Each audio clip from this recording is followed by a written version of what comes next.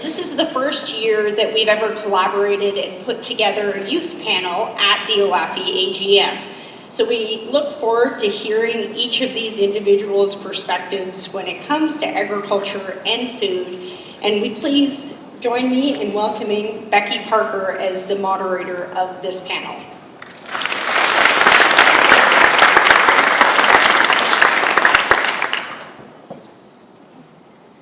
I'm going to steal this mic because it's obviously the one that all the important people talk from. Well, thank you very much, Catherine, for the introduction, and thank you to all of you for being here this evening. We're really excited about this. I've, I think, recruited a great group of people here for us, and I'm really excited to hear what they're going to say. So we are here to talk about food, and as we've already heard from several of our speakers tonight, food is a hot topic, and it's something that we hear a lot in the media. Some of what we hear is true, some of it maybe not so much, but there's a lot of different perspectives, and we think that one of the important perspectives that we can have is that of youth. And all of us on this stage are millennials. I'd like to know who else in the audience is a millennial. That is somebody who is defined loosely as born between 1980 and 2000. Now I'm asking everybody to give away their ages. So we have some millennial representation. Some wannabe millennials in the audience, but so we have these millennials here on stage, and we're going to get their perspectives on food. I looked up on mediapost.com and found some very interesting statistics about millennials because they care a lot about food. 44% of millennials aged 21 to 24 have posted a photo of food or drinks on social media. 52% of millennials aged 21 to 32 would rather go to a food festival than a music festival. And 61% of millennials aged 21 to 24 would rather have dinner at a new restaurant than buy a new pair of shoes. So, I'm interested, how many of you on the stage have posted a picture of food or drinks on social media? Hands up. Yeah. I had lunch today with Cameron, and I actually pulled out my phone and took a picture of my salad at Spring Ridge Farms, and yeah, so I'm guilty of it as well. How about, would you rather go to a food festival or music festival? Hands up for food festival. Okay. And I know that Cameron and Niels would just die to buy new shoes over go to a new restaurant, but new restaurant or new shoes? Restaurant? Restaurant? Restaurant? Oh, that's a toss-up. Oh, we still have the majority though. So good to know. That was my tester to see if our panel was in line with the majority of millennials. So that's good to know. So my panel, I would like to introduce. We have Niels Van Wheelie, who is the president of the Student Federation of the Ontario Agriculture College. He is pursuing a degree in agricultural science. We have Milana Roberts, to my left as well, who is the co-chair of the Toronto Youth Food Policy Council and a member of the Toronto Food Policy Council, as well as a member of the Food Share Board. We have Cameron Choquette, who is joining us all the way from Saskatchewan. He is a Youth Advisory Committee member for 4-H Canada, and he is pursuing a commerce degree at the Edwards School of Business. And we have Faith Baxter down there on the end, who's a graduate of the University of Guelph Food Science Co-op program and was the undergrad rep for the Food Science Club when she was there at the University of Guelph. So please join me in welcoming our panelists.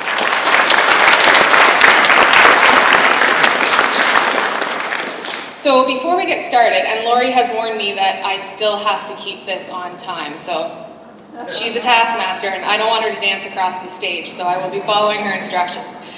I just wanted to let you know that we will try to take some questions towards the end, and we have some microphones for those of you that like to talk the old-fashioned way with your mouth. You can stand up and use those microphones. But if you would like to talk with your thumbs, like some millennials, you may tweet us some of your questions, and that's using the hashtag that you will find on the Stay Connected cards, which our lovely summer students had prepared for us. So please join in the conversation. We'd love to know what questions you would like to ask our panel. So, here we are, 25 years of Ontario agri-food education. OAFE has championed agriculture and food literacy in classrooms. According to Food Secure Canada, food literacy is a set of skills and attributes that help people sustain the daily preparation of healthy, tasty, affordable meals for themselves and their families. And according to Agriculture in the Classroom down in the United States, agriculture literacy is a person who understands and can communicate the source and value of agriculture as it affects our quality of life. So I took to Twitter about a week and a half ago and asked our Twitter followers, do you think that the average high school student is literate about food and agriculture? 95% of our respondents said no. So, panelists, what do you think? Do we agree? Is the average high school student literate about food and agriculture? Niels, we'll start with you. Can you hear me? Yeah. I think I agree with that poll. Like, I don't think everyone's completely literate. Like, just talking from people I went to high school with, and I grew up in Woodstock, which is basically an agriculture town, and there's plenty of people that have basically no idea where their food comes from or like what's in their food, which is crazy for such a small town.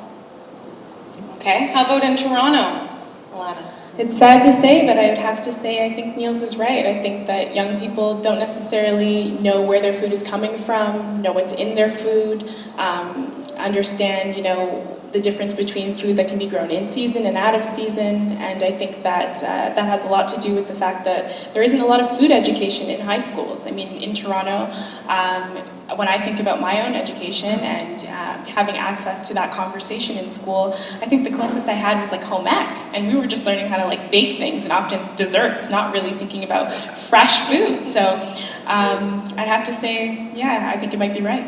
Okay. How about over here? Do we have agreement, disagreement? Cameron? I will disagree. I grew up in a rural high school. Not to say that Woodstock isn't rural by any means, but the stats would go the other way from the background that I came from. 95% of people would be food literate. But I would say I would agree in the sense that they didn't value what food literacy meant and the value behind knowing where that food came from. We just take it for granted where I come from. It's simply a fact of life. Everybody knows where the food is growing, what it costs to make. Everyone has a general knowledge of that. We don't value that and the importance behind food literacy. So that's what I would say on that. Faith? I will agree with the statement that 95% of your usual high school students wouldn't understand what food literacy is or feel that they are food literate. I find this interesting just thinking about where the trends are moving, where people want to know where the food's coming from, how it's prepared, what's in it, how much is it, but we have a whole group coming up who doesn't know those things. But I think there may be a desire coming forth in the future, people craving that knowledge, and we may be hearing that coming through, which is great that OAFE is here going back and supplying the knowledge to that group just to keep up with the demand. Okay. So I just want to follow up. Milana, you had touched on the fact that in school, home ec was pretty much the extent of your food and agriculture education. Anybody else have any other stories that they would like to share? In rural Saskatchewan, did you learn about food and agriculture in high school, Cameron? No. Everybody knew. In rural high school, why would you put it in the curriculum when, 80% of your student population was from a farm, right? That would seem redundant. Why would we do that? When you get to the urban side, 100% of the people aren't from a farm. They might be from the acreage. So there's kind of two sections to the coin, especially in Saskatchewan, because it is such a rural-based province up until the last maybe 10 to 20 years. Everyone grew up on a farm, so everybody knew where the food came from. So it didn't need to go into a curriculum in the classroom because everybody already had that working knowledge. So outside of from my education being a farm kid, there's no formal ag education in a rural Saskatchewan classroom. No. But do you think that there's a place for it, and is there more that those rural students might be able to learn if it was within the curriculum? Certainly, I think rural students have to learn the other side of it. We only know the production side, what it means to be on the seat in that tractor, but take it from the consumer angle. That's a very important angle, to go from field to fork, as we often say in marketing.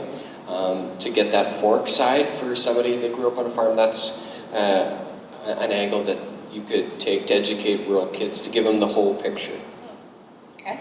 And Faith, you grew up in Windsor, correct? Yes. Yeah? And was there any agriculture and food education in your high school? None that was formal. Now thinking about it, there were bits and pieces, but nothing that you would call overall agriculture education. We learned about seeds and the structure of seeds, and we learned very little about the placement of farms, just on a grand scale, but nothing as far as what actually happens on a farm other than what you learned from watching TV or reading a picture book as a child. But we didn't get any of that education. There's definitely a place for it. Okay, good to hear. Well, I'm honored to see that Liz Sandals has joined us, our Minister of Education. Thank you very much. And actually here in Ontario, the Ministry of Education recently completed some consultations on what could be done around experiential education. They asked for some community input on what that might look like. And I'm wondering if anybody would like to speak to the value or the role of experiential education around agriculture and food, and what you think that might look like in a classroom. Niels? When you say experiential, is that like going out and seeing stuff? Or? Hands-on, Yeah. either in the classroom or out of the classroom. Oh, there's definitely a place for it. I can speak to one of my roommates, or my roommate in first year in res. I had no idea even what a cow looked like, or like what a cow looked like, but the idea of how big a cow was just crazy to them. Like they don't understand. They see it in a picture, but they don't understand how big a cow really is, and things like that. Is that they see it and they kind of get it, but they don't actually grasp what it is in that sense. So that opportunity to go and actually see that cow, that's a positive then. Yeah, I think that's something that they need, is to be able to actually experience it and get a feel for it. Yeah. I know that when we bring high school students every year to Canada's Outdoor Farm Show, one of the most popular spots that we take them is to the Dairy Innovation Center. They absolutely love seeing those herds of cattle on the Lely and the De Laval robotic milkers. It's such an eye-opening experience for those students, as well as for our teacher ambassadors. They definitely enjoy that. Milana, did you have something to add about experiential education? I definitely do. So where I work in Toronto, actually part of my job is I actually manage an up-and-coming urban farm, and part of that farm is actually really connecting with some of the schools that are there. So we connect with middle school students and high school students and actually do direct experiential learning. So the process of growing, understanding, from like seedlings, water harvesting, and them being able to harvest their own fruits and vegetables. And that whole process and that appreciation of the time and the care that goes into that has such an impact on young people in terms of thinking about wanting to be able to cook for themselves, wanting to actually get fruits and vegetables from a local producer, wanting to meet farmers. I think that building those relationships are not only important about understanding where food's coming from, or just about knowing where food is located and being grown in the country, but also has a much bigger effect when we're thinking about the relationship between the future of food, right? So we have the majority of people who are farmers in Ontario today, they're moving out of those careers. They're retiring, they're getting older. How do we build this generation of people who want to become farmers, who see agriculture as a place where they can go to, and in addition to that have a relationship with food, how people waste food, right? you know, in the context of Toronto, there's so much food that's wasted, and it's one of the largest contributors to greenhouse gases and climate change. And then what kind of effect does that have on growing on the other end of the scale, right? So I think that it's much more than, I think food literacy is not only understanding, you know, your relationship to food, but also thinking about how does food impact my health, how does it impact the environment, and how does it impact the larger distribution scale and how people access that. So I think those are great points, and if we think about those definitions of food literacy and agriculture literacy, it really points to the fact that both are important, right? They're different, but both equally important. Milena, I want to follow up on how you're talking about the fact that we need to make this next generation aware of those career opportunities which exist, and it's certainly something that I'm passionate about. I'm curious, from all of our panelists, you've all chosen a career pathway in agriculture, and some of you are still on your way there in school, and others have well got themselves into the actual employment of that. But what was it that really put you forward on a career pathway towards agriculture? Milena? yeah, for me personally, it's really interesting because I don't think I ever sat down and thought, hey, I'm going to go into agriculture, I'm going to get into food. It kind of was such a natural thing, and I think when we think about the way that we all connect with food, probably some of our first memories are around food. When we think about, you know, our parents cooking for us or connecting with family or friends, or when we talked about, you know, some of the experiences, the things that we'd rather do is going to a food festival, because that's something that naturally draws people together.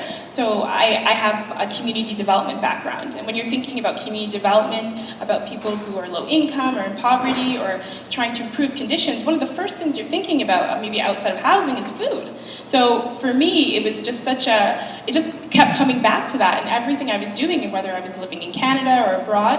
And I think for me, it's just become one of those things that at every level I felt like it was so important to be involved in. So I guess I don't know if that's totally answering your question, but it wasn't really a choice. It just was such a natural and important thing that not enough people were interested in. Yeah, it's interesting. I think a lot of people can identify with the meandering pathway to where we all ended up in our career. How about you, Cameron? Well, contrary to popular belief, I am not in agriculture in my post-secondary life. I'm actually taking a commerce degree, not taking any agriculture classes, so don't yell at me for that. But so my dad asked me, you know, why aren't you going into agriculture? And I thought, you know, I lived on my farm the whole life. I had a solid knowledge of agriculture, so I chose the commerce path. But what's really drawn me to stay connected with agriculture is people like you and things like this. The people, I'm a people person. I love to talk and shake hands and do that kind of stuff and network. And the people in the agriculture industry are amazing. And the passion that is there for educating youth and educating stakeholders and providing good food for people is something that I can really identify with as my family was provided for on the basis of primary production. So providing good food to people was where I started.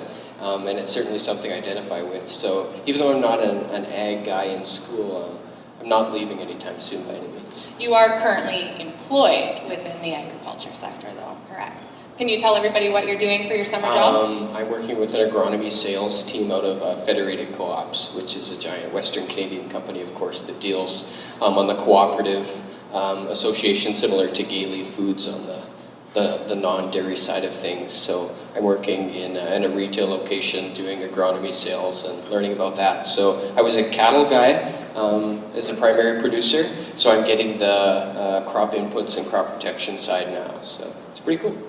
Awesome. And I think we all do well to remember the importance that commerce and business play in the agri-food sector and how important it is to our economy.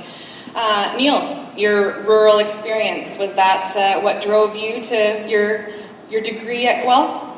Yeah, I think so. I think it was just natural to go to Guelph. Like, my sister went to Guelph. I'd grown up on the farm. My first memories were all on the farm. Like, I wouldn't even know what else I would have done with my life. Like, go into agriculture, like, it's an easy choice, right? But it's still the right choice.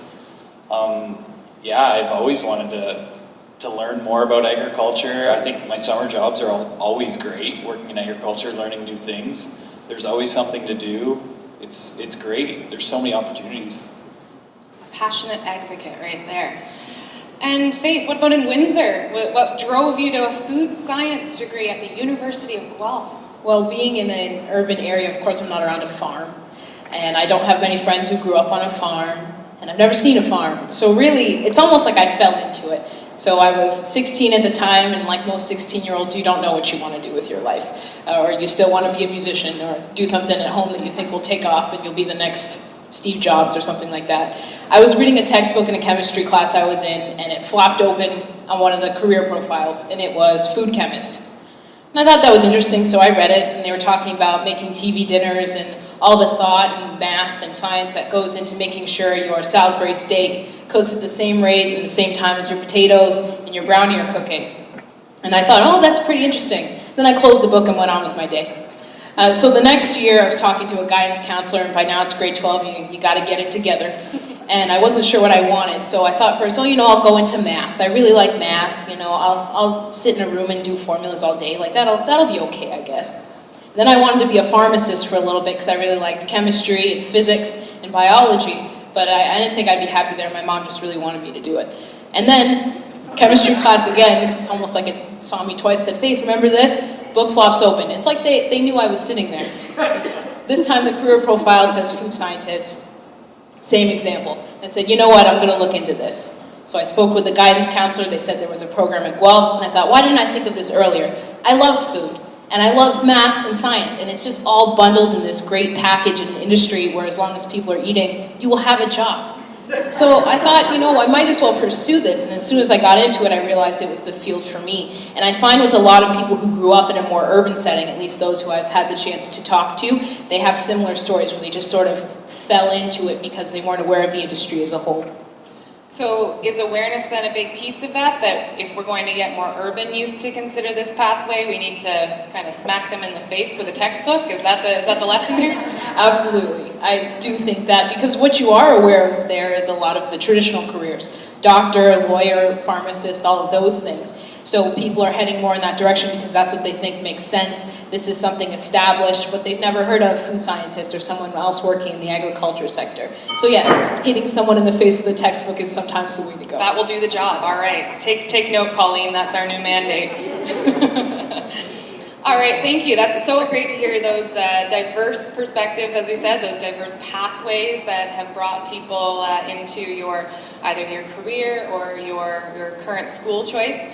I want to shift gears a little bit, and I thought we'd throw a little bit of a heated question into the mix. I think I've been pretty easy on you to date, but I'm going to start with Milana. So, as I mentioned, she's joined us here from the Toronto Youth Food Policy Council. So I did some digging. I went on their website, and they have a page where they had a quote which really caught my eye, and I thought it would be a great thing that we could discuss here. So on the website, it says, quote, "The centralization of food production has put many small farms out of business and made farming in its industrial form an undesirable career." So my question is, if industrial form, undesirable career, is that true? Do you think that the idea of working for big ag or, those big companies, is that undesirable for youth? I think that's a good question. I think that you have to think about it in the context of millennials and who this generation is. And I think when you think about the highest rates of unemployment right now, you think about young people thinking about diverse pathways and how to make it. You're thinking of young people who are really trying to invent the wheel, trying to think about new ways to do things, innovating things, trying things, really going out on their own. I think there was a study recently that showed that this is the largest, that our generation is actually the largest group of people who are going into entrepreneurial fields and having their own businesses. So when you're thinking like that, people who want to try something new, take a risk, you're thinking about people who are looking for a different way to do things. And oftentimes, when you're thinking of big ag and you're thinking about this kind of industrial wheel, there's not often an opportunity to do that. However, I wouldn't necessarily say that young people aren't looking for sometimes the stability and security that comes with working in an established organization that knows how to do things, where you might have resources to test and try things. I think there are opportunities in both avenues where you can go, but I think what we would want to remember is that regardless of which path they choose, I think that they're constantly going to be innovating and thinking about new ways to do things. So whether that's they're going out on their own and they're thinking about something more small scale, or thinking about agriculture from a more urban perspective, or from like a business thinking about procurement strategies, or we're thinking about someone going into big ag, but really thinking about how can we do this differently? How can we make big ag a lot more like smaller agricultural practices and businesses? How can we build those relationships and respond to consumers and really engage people in a way that in the past maybe big ag hasn't been able to do? So I think, I wouldn't say it's either or. I think it's more about rethinking how young people are able to engage in those different industries. Okay, interesting perspective. Anybody else want to tackle that one? Do we think big ag is unappealing to youth? Something you mentioned just kind of caught my ear there when you were saying how people want to start something new and really innovate. And I think about startup businesses and those things. And what you're saying about big ag versus being the little guy and doing it on your own can relate a lot into the food industry as well. As millennials, what they always say about us is we love a good story. We want to know that your dad was the one who started this and he planted the first seed. We want to know that your grandma was out back helping you, and we want to know that you employ new graduates and all these things. So being in a smaller company, you think, oh, you know, what a great place to work, they really match my values. I find that if you can find a larger company or someone in big ag who can communicate their values, and you find that that matches the millennial value or whoever you're speaking to in that generation, that they will be fine with that and they'll be fine working there as well. But I find for a generation, it's a lot about finding somewhere that shares your values and has that story more so than the size. So I hope everyone was listening. Ag businesses, they are reading your corporate sustainability statements. They care. Niels, did you have anything to add? I don't know. I like the quote industrial ag, or I just don't like that. I think that's one of the things that scares people away from being in agriculture is they hear the word industrial and big ag, and it's kind of scary if you think about it, right? Like, not everyone wants to work in industry. Like, people want to work like fun jobs, exciting jobs, and I just think those words scare people away. Industrial is that 70s term. We think of those dark factories, and it is not very pleasant. That is unappealing, definitely. I wonder if I might be able to add something though, because I think Faith, really highlighted something that I think it's not necessarily about, once again, like a big industrial company or a small business, but I think it's more about, young people want to feel like they're making an impact. They really care about the world. They care about what's happening in the city. They care about what's happening in the rural area, and I think they're constantly hungry for change and seeing things done differently. So I think if a large company, a large agribusiness can really communicate that they're interested in making change, they're interested in having positive impact, I think young people will go there. I think it's easier to sometimes see your direct impact when you're working in a smaller business, but I think that it's possible to have that impact in either context. It's just about having that positive change and feeling like you're making a difference and making the world a better place, and I think that millennials, that's something they really care about. Great. Cameron? I'm a fence sitter now. When you first read that quote, my blood pressure went up. But hearing both perspectives, I'm on the fence now. I couldn't agree more with what Faith said. I know Lori Litherland is here. She's a headhunter. More and more, I had this conversation the other day with some grandparents about how millennials define work. And how we define ourselves, and it comes down to what she said. I want to work where they value what I value. That's where I connect. It's not about the pay, it's not about the hours, it's about going to work, making an impact, valuing what I do every day, versus maybe in the past 50 to 60 years, people define themselves by what they did, right? And often I go up to people, what do you do for a living? Why do I ask that question? Why don't I say, what do you value? What are you passionate about? Why don't we ask that question more? Because that's really where we get to the heart of that person, what they're interested in, what they really believe in. So I'm a fence sitter on that statement now. It makes sense in one context, but I really think it comes down to values at the end of the day. All right, food for thought for our panelists and also for our audience. We have a few minutes, and I would like to open up the floor now if there's anyone in our audience who has a question for our panel, or if you do, you can come and make your way to either one of the microphones. And otherwise, perhaps we have some questions from Twitter that we would like to share. If Catherine would like to bring up one of those.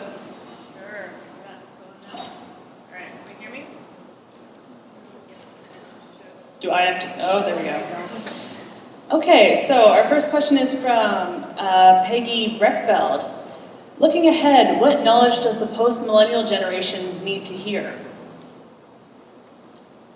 I guess specifically around food and agriculture. What knowledge do they need to have imparted upon them? Solid question, Peggy. As somebody with 2 nephews, that's a question I always ask myself. And I think it's just valuing the importance of food and not taking it for granted. Knowing that, yes, that apple might be bruised in the grocery store, but I can eat all of it and I'm gonna survive.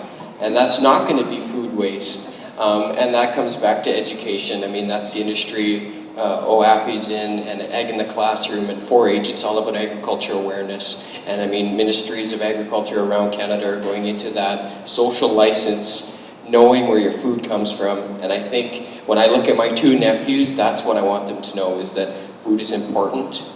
It needs to be grown sustainably and well, and it cannot be wasted. Those are 3 things that post-millennials need to know about food and agri-food. Anyone else? I think there's so much millennials need to know about food. It's more like where to start. But I think, first of all, I think they need to understand why food is so critical for young people to understand. Not just millennials, but young people as young as 5, or even younger than that. And I think that, everything from thinking about your relationship for food, what you're eating, and your health, but even more than that, about what opportunities are out there in food, and why it's not only just about you, but about strengthening our provincial industries, strengthening agri-food more generally, agri-food business. And I think that if we're not starting to build that knowledge, that love, that passion, that interest in food and food issues, we'll have a whole generation that's completely disconnected from that. They'll love to take selfies with food, they'll love to eat at great restaurants, but there'll be all that food will be imported. We will no longer have this thriving, incredible industry. Even something as simple as how important food is to our economy. I mean, we have the 3rd largest food economy in North America. That is amazing. And I think that young people don't know that. They don't know what important role that Ontario plays in food. And I think that just having that knowledge, just knowing that sheer fact would just be such a driver in building that interest and that passion. And I think that once we start those simple, just laying the facts down, laying the realities, it can mushroom into something so much more at every level, for young kids, for young adults, for millennials. Interesting. Any other questions from Twitter? All right, yeah, we can keep going. So our very own Keith Curry was actually wondering, from your experiences, what do you find is the difference between food literacy in secondary school versus post-secondary school? So as far as food literacy goes in post-secondary school, that really depends on what stream you're in. If you're in food science or an agricultural-based program, then the extent of education you would get about food literacy and all those related topics would be much more in-depth and much more widely available to you as compared to if you're in accounting. You're probably not going to encounter anything in agriculture. So bridging that gap there is also important. But back at the secondary level, everyone's kind of on a level playing field as far as the courses you're taking for most of your academic career between 9 and 12. So you have a much larger opportunity of reaching a broader audience of kids who haven't chosen whether they want to go into agriculture or if they want to be an accountant. So being able to reach the group at that level is very important, just because you have that level playing field where everyone has the same amount of background knowledge, and what you're giving them will be applicable to the same degree, as opposed to in secondary, where it really depends on the program you're in, the level of education and importance placed on food literacy is there. Keith, would you like to follow up on that? Yeah, I should. Could you make your way to the microphone? I could, you can just yell. 140 characters doesn't give you the opportunity to ask the question maybe the way you want. However, my point, my hashtag was real life experience. Where I was going with that is, because I have 4 millennials in my house I have to look after. So believe it or not, I can't speak your language. But what I was referring to is you living as a secondary school age person versus you living as a post-secondary school person, i.e. you're out of the house. Okay. What did you learn when you were in high school living at home or when you were left home for post-secondary school about food literacy versus when you were at home and didn't have to think about it very much? If that makes sense. I think Cameron wants to jump in there. Great question. From the real life hashtag experience, it comes down when I had to start cooking for myself. That was it right there. It takes so much effort for me to take 90 minutes when I get home from school to cook an actual nutritious meal. That's when I thought, okay, I need to get an app or something that tells me quick, nutritious meals that I can make, that I can throw in the slow cooker before I go to school. That's where food literacy came, because, you know, I came home from school in high school, food was on the table at 6 o'clock or whenever we weren't busy. That's when it happened. But when I had to cook for myself, it hit me like a ton of bricks. My goodness, no wonder my mother hated cooking. It's a lot of work. Cameron is a triplet, by the way, one of 3. So I can see why the slow cooker would be a key piece of equipment for her too. So, real life experience, when I had to start cooking for myself, food literacy kicked in. I had to learn what was quick, easy, nutritious, and help me keep up the lifestyle that I wanted to keep.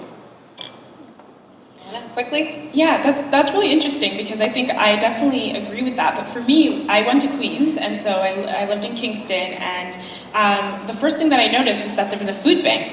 And I'd never seen a food bank before, and I didn't really know what it was and who was accessing it. And the more that I kind of went and inquired about it, the more that I realized that there's actually a food bank on almost every single school campus, college and university in this country. And that post-secondary students are actually the largest group, or fastest growing group actually, that's accessing food banks. And so what does that mean about how food is being distributed, who's accessing it, and you know, what relationship people have with food? And it made me just think about like how grateful I am to have food, where I'm buying my food, who I'm giving my money to. And I think that just was the first thing that I was like willing to be like, I'm willing to pay a little bit of extra for food because I can. And giving that money to a farmer, a local farmer who's in that area, would be where I want to spend my money. So it made me just think about this whole system and how everyone is accessing and relating to food. And that was kind of honestly where I started to venture into my relationship with how I'm relating to food and to people and how I access that. Okay. Thank you for the follow-up on that, Keith. I think we really got to the heart of the issue there. So I'm going to wrap it up. I want to ask one final question. Oh, I'm sorry, we have a question here. I might have 2. I'll start with 1, okay?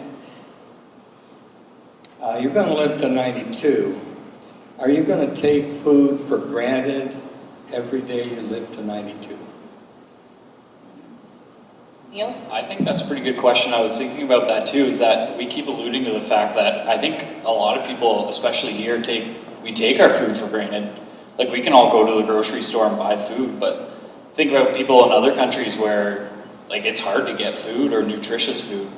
And I think that's a good point, is I think we need to start realizing that food isn't always available and it might not always be there. And it's something that we should really be working towards, is everyone understanding the importance of food. Okay. Anyone else are you going to take food for granted? Yes. At least once a week. Yeah. I'll take food for granted, absolutely.